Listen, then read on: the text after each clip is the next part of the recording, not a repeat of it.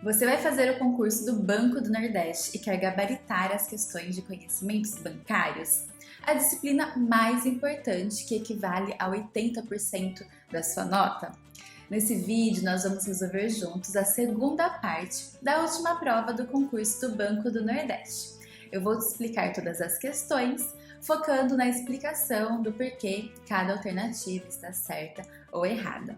Você também vai entender quais os assuntos dentro dessa matéria tão extensa são os que você deve focar mais até o dia da prova. Então, vem comigo na aula de hoje!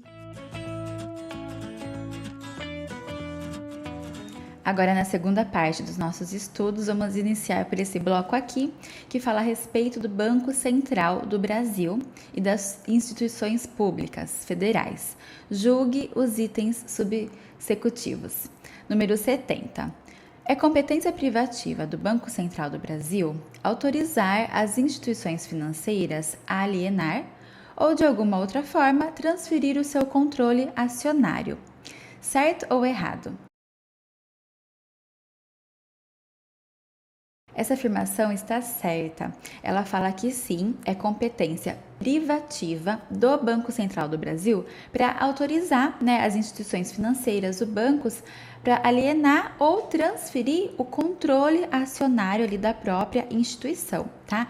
E isso está na Lei 4.595 de 64, que fala sobre o CMN, o Conselho Monetário Nacional. No seu artigo número 10, fala que compete privativamente ao Banco Central do Brasil e na letra G fala exatamente essa afirmação, alienar ou, por qualquer outra forma, transferir o seu controle acionário. Então, a 70, ela está correta, essa afirmação.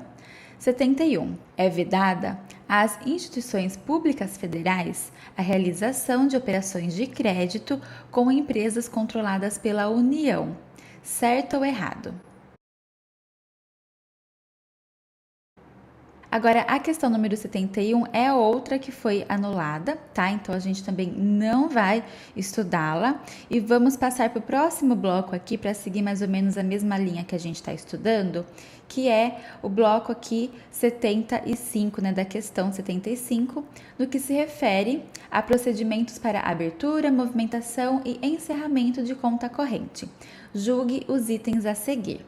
Essa questão 75, ela não foi anulada, mas ela está desatualizada, então também não vamos estudá-la, porque aqui fala que para fazer depósito, tem que ser identificado a partir de ficha proposta. Só que hoje não é mais necessário toda essa identificação pela ficha proposta, porque, por exemplo, a gente tem até as contas digitais, onde são feitos depósitos, transferências, então cada instituição financeira deve adotar ali meios para que consiga fazer essa identificação e apresentar junto ao Banco Central, tá? Então, não vamos entrar aqui nessa questão 75 por ela estar desatualizada, já que essa prova é de 2018, mas a 76 está atualizada e ela diz que para o cancelamento de autorização de débito automático em conta corrente, é obrigatório, em quaisquer circunstâncias, que o cliente comprove a liquidação da fatura programada para pagamento.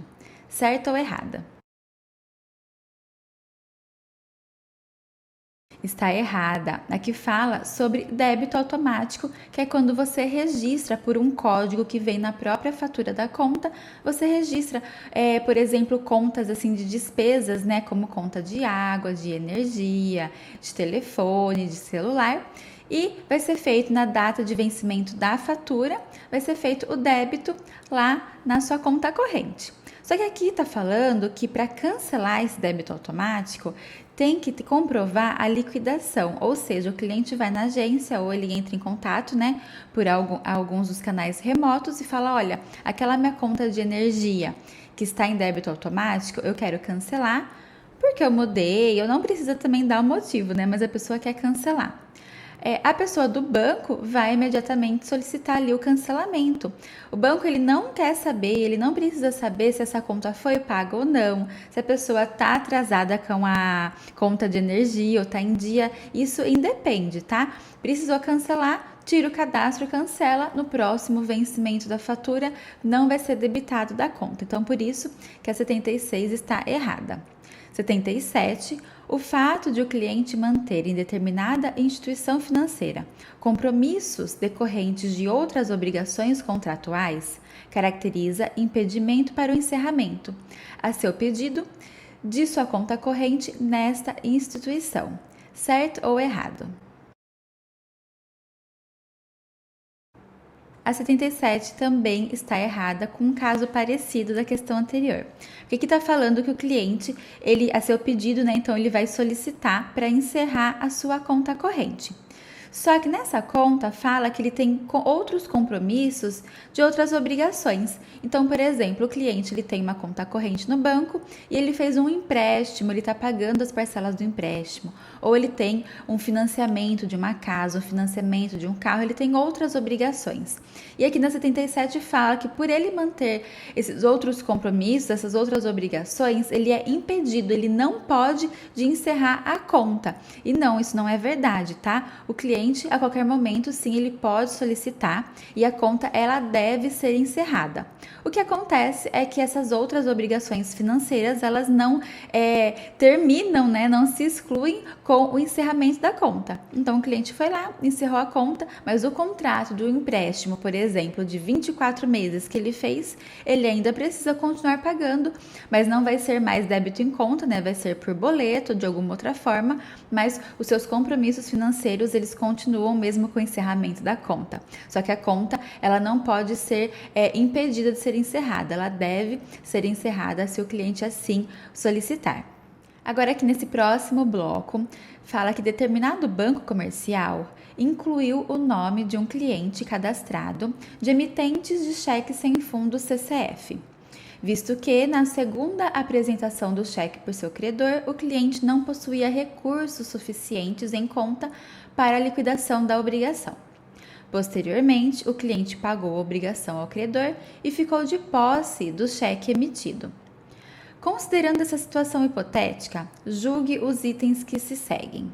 78.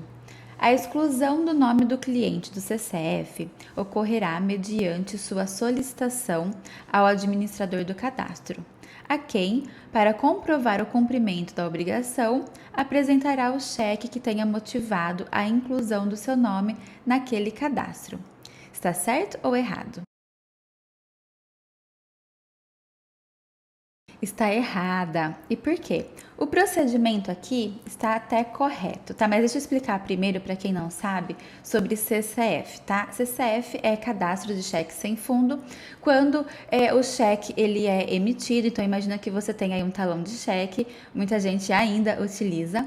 E daí você emite uma folha de cheque de um valor, chega no momento da pessoa que recebeu esse cheque descontar, utilizar, o cheque ele volta porque não tem dinheiro na sua conta corrente para pagar. Quando ele volta uma vez, a pessoa pode reapresentar e o banco vai tentar pagar novamente. Só que nesse exemplo aqui não tinha dinheiro em conta, então o cheque voltou pela segunda vez por saldo insuficiente.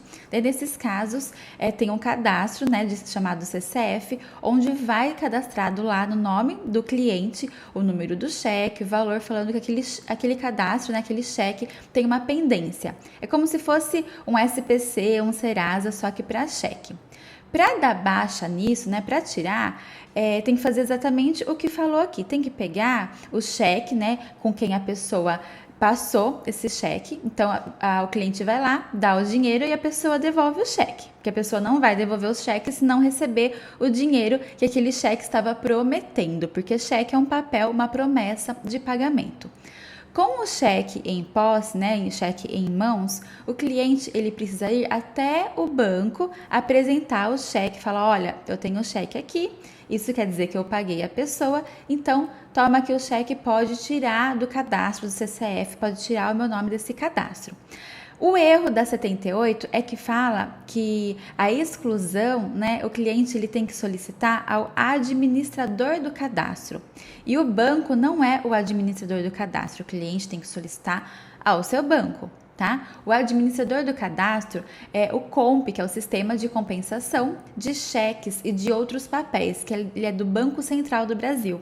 Então, a 78 está falando que o cliente deveria pegar o seu cheque e ir lá na COMP, lá nesse sistema e pedir para eles dar baixa. Não é quem tem que dar baixa é o banco, então por isso que a 78 está errada.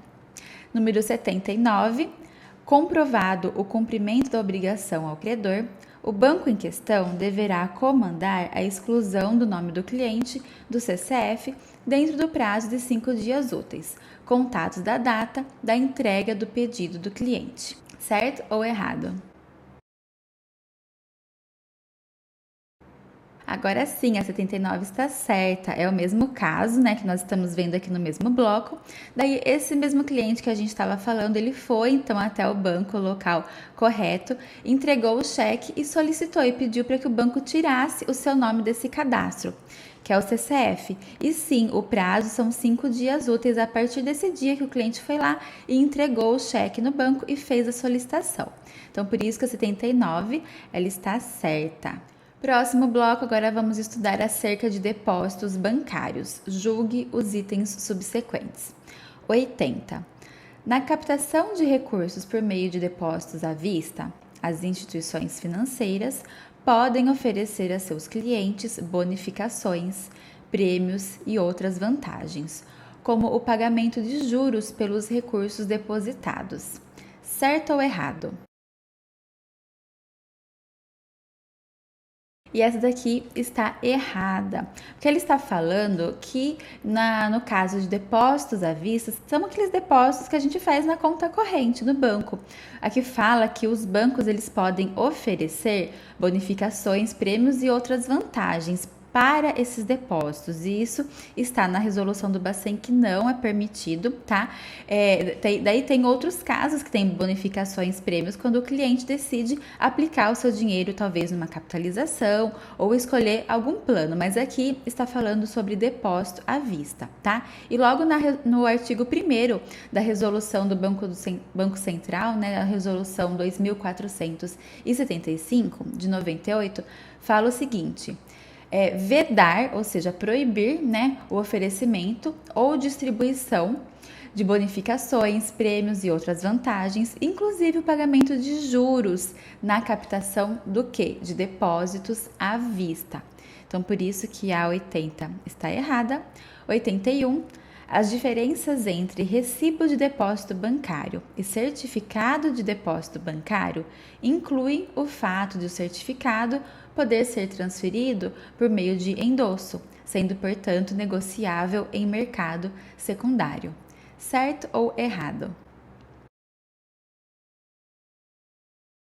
Está certa essa afirmação. Aqui nós temos um assunto que fala sobre RDB e CDB, certo? RDB, recibo de depósito bancário, e CDB, certificado de depósito bancário, que já está previsto no edital, e os alunos do curso também Pria Prova Banco já estudaram, já tem esse material aqui. E eles são dois depósitos diferentes. Por quê?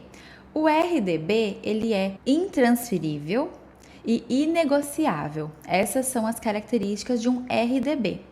Agora, o CDB, que é aquele investimento, né, que a gente coloca o dinheiro na conta corrente, daí decide aplicá-lo no CDB, que é um certificado de depósito bancário, ele sim pode ser transferível e negociável, assim como está aqui, né, que ele pode ser transferido por meio de endosso, sendo negociável no mercado secundário. Então aqui fala, ó, transferível e negociável. Já o RDB, ele é intransferível e inegociável. Então 81 está correta, e vamos seguir para o próximo bloco aqui, onde fala com relação ao fundo de investimentos, né? A fundos de investimentos. Depósitos de poupança e títulos de capitalização, julgue os itens subsecutivos. 82. Um valor que for depositado em conta de poupança no dia 10 de outubro e sacado no dia 9 de novembro do mesmo ano, será remunerado a taxa de juros de 0,5% ao mês, mais a taxa referencial, caso a meta da taxa Selic seja superior a 8,5% ao ano. Certo ou errado? A 82 está errada. E eu identifiquei aqui pelo menos 2 erros, tá? Primeiro, que fala o seguinte, que depositou na poupança dia 10 e sacou no mês seguinte, no dia 9. A poupança, ela tem mêsversário, tá? Igual os nenezinhos, que todo mês faz o mêsversário até um ano. Então, a poupança tem o mêsversário, mas não é até um ano, é para sempre. Então, assim, se você deposita no dia 10 de um mês aqui de outubro, vai ter lá salvo na sua poupança, você vai conseguir consultar essa informação, que todo dia 10 é o mêsversário daquele dinheiro que você depositou no dia 10. Vamos supor que no dia 20 você faça um outro depósito. Então, vai ter lá anotado também que aquele valor que você depositou no dia 20, todo dia 20, aquele valor vai fazer mêsversário e daí os juros vai ser calculado em cima daquele valor. Se você tirar um dia antes, se você tirar depois de 15 dias, você vai tirar o mesmo valor que você depositou, não vai ter nenhum centavo de rendimento. Agora, quando fizer o mêsversário, um mês, daí sim tem rendimento. O outro erro é que aqui fala a forma que a poupança remunera, tá? E aqui tá errada essa parte aqui. Por quê? A poupança, ela remunera 0,5% mais a taxa referencial, a TR.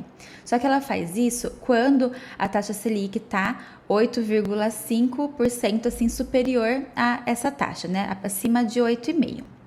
Agora, quando a Selic ela está abaixo de 8,5%, tem também a TR, só que essa base que é 0,5% não é mais esse cálculo que é utilizado, e sim 70% da meta da taxa Selic.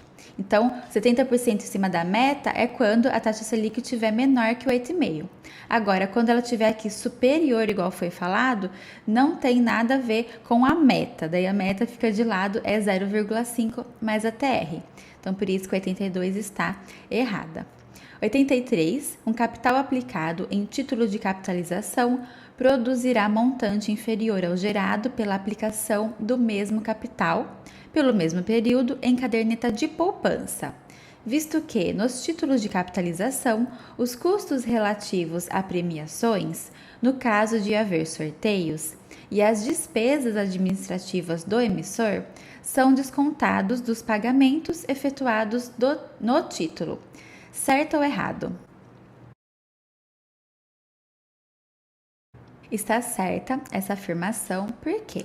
Fala o seguinte: se você pegar um dinheiro e aplicar num título de capitalização, que é aquele título, né, que cada banco tem o seu nome, o que eu trabalhava chamava PIC, tem outros que chamam de CAP, é um título de capitalização que todo banco trabalha, que você vai colocar o seu dinheiro lá para concorrer a prêmios, a sorteios, e no final você recebe de volta com correção, mas essa correção você pode receber de volta pouquíssimo, mas pouquíssimo mesmo rendimento, ou às vezes até um pouquinho menos, por causa disso que está falando aqui na questão. Olha só, que o dinheiro aplicado na capitalização pode produzir um montante, ou seja, o montante é o valor final que vai resgatar, né, vai receber de volta, inferior ou menor do que se pegasse esse mesmo dinheiro e tivesse colocado no mesmo período, que é um período médio, né? Normalmente são 4 anos, pode ser 5, 6. Se pegasse esse mesmo valor por esse mesmo período e tivesse colocado na poupança, que é que é o investimento que menos paga, que tem menor rendimento, mas é mais ainda, a pessoa vai receber mais do que colocar no título de capitalização. Porque quem faz, né, quem adquire um título de capitalização não deve adquirir pensando como rendimento e como investimento, e sim como uma forma ali forçada de guardar, já que é debitado da conta corrente, mas pensando nesses sorteios, né, participar aí, já que é uma capitalização, participar desses sorteios. Por que que vai receber menos no montante do que se tivesse colocado o dinheiro na poupança? Porque os títulos de capitalização, eles têm custos, tá? Que é sobre as premiações, os sorteios, as despesas administrativas, e tudo isso é pago pelo cliente, né? É descontado. Então, a 83 está certa. E a 84. Os fundos de investimento que se destinam a clientes com perfil mais conservador e que invistam em ativos cuja rentabilidade acompanhe, direta ou indiretamente, indicador de desempenho pré-definido, qualificam-se como fundos referenciados. Certo ou errado?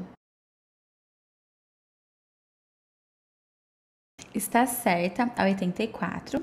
Ela está falando aqui, né, sobre fundos de investimentos de renda fixa, porque olha só o exemplo. O cliente ele tem perfil mais conservador. E daí ele vai colocar o seu dinheiro, ele vai investir num ativo, né, num investimento lá, que a rentabilidade vai acompanhar um indicador de desempenho, vai acompanhar direto ou diretamente, mas vai acompanhar. O que vai fazer o quê? Já vai pré-definir como um fundo referenciado. Fundo referenciado é aquele que tem algum indicador como referência. Então, por exemplo, você pode fazer um investimento numa renda fixa que tenha lá o rendimento mais IPCA, por exemplo. Isso quer dizer o quê? Que o rendimento daquele dinheiro que você colocou vai acompanhar a inflação. Né? A inflação vai subir, a taxa acompanha, você vai ganhar mais rendimento. A inflação vai cair, também o seu rendimento será menor. Ou muitos fundos também, e todos esses com perfil conservador, assim como fala aqui a questão. Um CDB, um fundo que acompanhe o CDI, por exemplo, a taxa CDI. Então, conforme a taxa CDI vai mudando, vai alterando, né? Sempre tem aquela previsão, olha, a previsão é de alta por esse ano, ou ela já vem uma previsão de queda, então aí os próximos meses, né, os próximos anos ela vai diminuir mais ou menos um percentual, ou seja, o investimento de renda fixa que tenha o fundo, seja um fundo referenciado, ele vai ter como referência algum índice que pode ser CDI, IPCA, ações, qualquer outro, tá? Então essa afirmação aqui da 84, ela está correta. E vamos nesse outro bloco aqui que acabamos passando por ele, da questão 72, no que se refere a instituições do Sistema Financeiro Nacional. Julgue o próximo item. A sociedade de crédito ao microempreendedor e à empresa de pequeno porte está autorizada a captar recursos do público e a emitir títulos e valores mobiliários destinados à oferta pública. Certo ou errado? Está errada essa afirmação aqui que fala sobre a sociedade de crédito ao microempreendedor. Por que está errada? Porque aqui o que está falando que ela pode fazer é justamente o que ela não pode, né? Essa sociedade de crédito ao microempreendedor, ela tem aí, ela é autorizada, né, pelo Banco Central e ela tem como objetivo fazer ali o financiamento, empréstimos de valores para os microempreendedores, tá? Só que para ter aí esses recursos, ela não pode captar recursos do público, diretamente do público, fazer essa captação, né, para ter os recursos para os empréstimos e financiamentos, e ela também não pode emitir títulos e valores mobiliários para oferta pública. Isso está regulamentado pelo Bacen, né, pelo Banco Central, então por isso que a 72 está errada. Próximo bloco de questões. Carlos pretende adquirir um plano de previdência privada para complementar os benefícios que obtiver no regime geral de previdência social. Seu projeto é investir por mais de 10 anos e deseja que os recursos investidos no plano de previdência privada sejam deduzidos do imposto de renda. Com referência a essa situação hipotética, julgue os próximos itens. 85. O plano mais indicado para Carlos é um vida gerador de benefícios livres VGBL com tributação progressiva. Certo ou errado? Então, a 85 aqui, ela está errada, eu já vou te explicar o porquê, mas só recapitulando que previdência privada é um plano que você pode fazer aí em qualquer banco, que o intuito é complementar a aposentadoria pública, né, pelo INSS. Então, a previdência privada não tem nada a ver com o governo, ela é de forma privada, você pode contribuir mensalmente o valor que desejar, pelo prazo que desejar, e o intuito dela é que na sua idade, né, quando você decidir ali se aposentar, você pode escolher, né, como que você vai receber aí essa previdência, se vai ser tudo de uma vez só, se você vai escolher receber por mês, né, como a do governo, do INSS, de forma vitalícia, por um determinado prazo. Daí tem várias formas, tá? Só que isso é a previdência privada. E no caso aqui do Carlos, que foi dado esse exemplo, falou que o mais indicado para ele é o VGBL e não o mais indicado para ele é o PGBL tá? Que no lugar do V tem o P. E por quê? Quando se fala em impostos de renda, o PGBL, ele é o único que permite que, de acordo ali com os seus investimentos, você consiga abater, né, consiga um desconto de até 12% no seu imposto de renda. Então, quando anunciado falar que é sobre imposto de renda e que o intuito é imposto de renda, nunca vai ser o V e sim o PGBL, tá?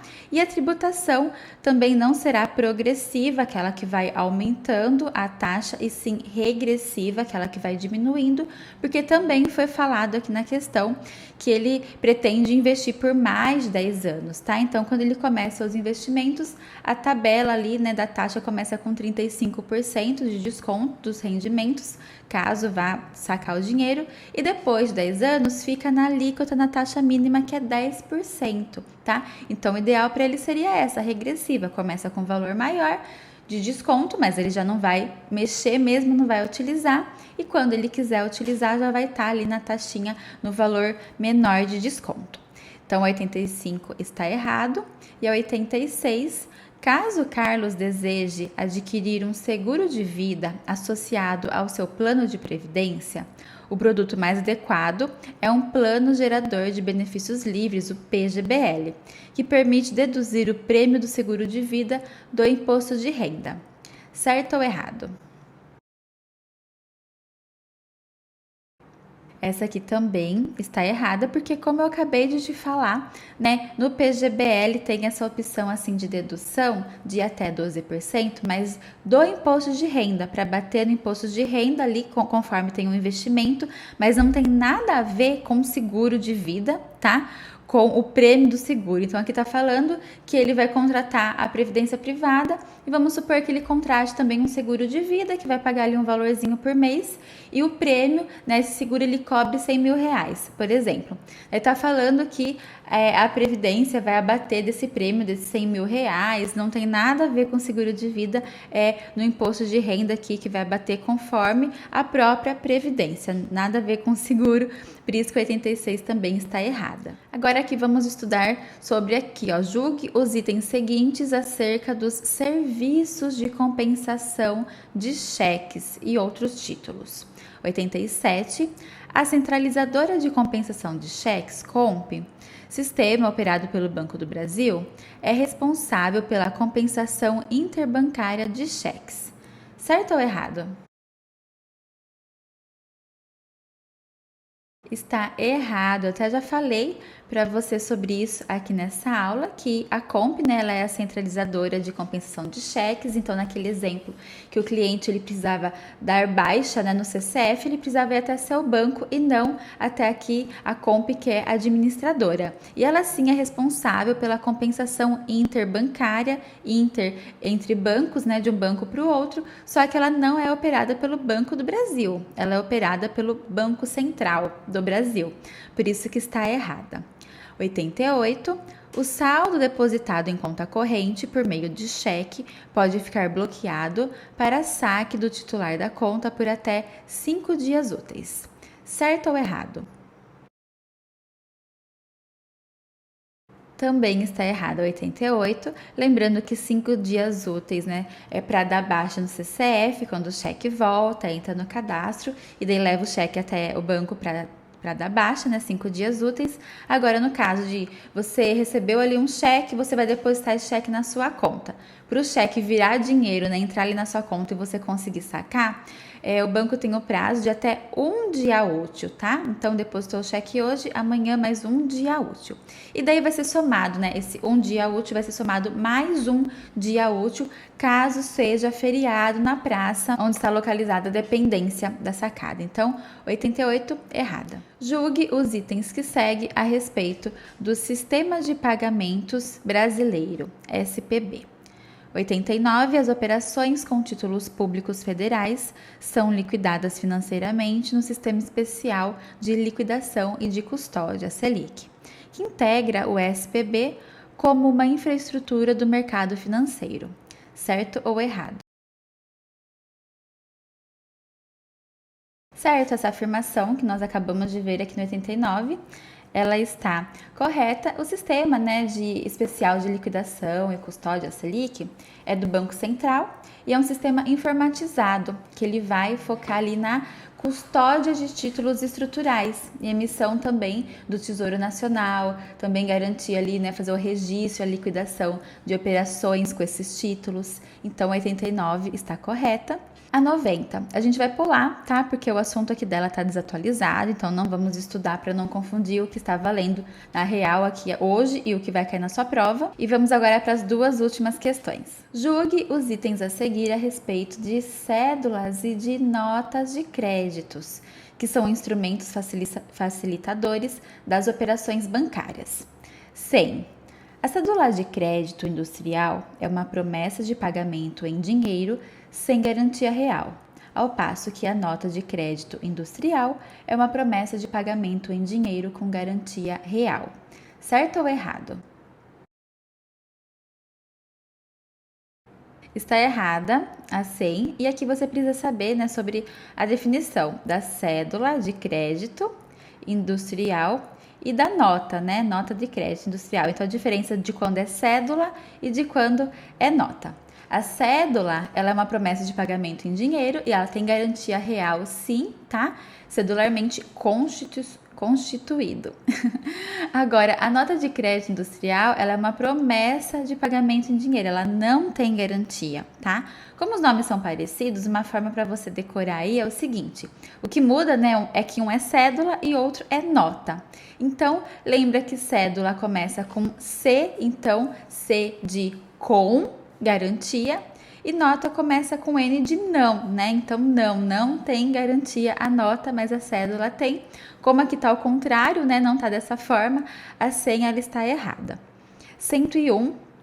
A cédula de crédito bancário é um título executivo extrajudicial e representa dívida em dinheiro, certa, líquida e exigível, decorrente de operação de crédito de qualquer modalidade. Certo ou errado?